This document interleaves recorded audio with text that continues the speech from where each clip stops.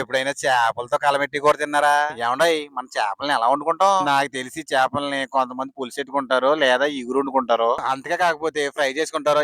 అది కాకపోతే పిడిపేసుకుంటారండి. కానీ ఇలా కూడా వండుకొని తింటారని మీకు ఎంతమంది తెలుసు? ఓరు బాబా హైపిచ్చించారు కానీ చెప్పరా అంటారా? అదేనండి జలలో విత్ మామిడికాయ వేసుకుని కూర వండుకొని కూర ఉడుకుతుంది అనగా ఏంటి అర్థమవుతుందా? కూర ఉడికే టయానికి పప్పు గుర్తు తెచ్చుకుని అదేనండి పప్పు ఉడికే టయానికి పప్పు గుర్తు తెచ్చుకుని సిద్ధ కొట్టుకుంటాం కదా సేమ్ అక్కడ జరిగే ప్రాసెస్ ఇక్కడ చేయడమేనండి. నేను చెప్పే విధానం మీకు అర్థం అవ్వలేదని నాకు అర్థం అవుతుంది. అందుకే మీరు ఏడు చేస్తారంటే వీడియో లాస్ట్ దాకా చూడండి మీకు క్లారిటీ వచ్చేది. ప్రాసెస్ చూడడానికి వింతగా ఉన్నా రుచి మాత్రం కమ్మగా ఉంటదండి. అసలు విషయం చెప్పడం మర్చిపోయాను. ఏ చెప్పడితే ఆ చేపతో చేసేయకూడదండి కూర.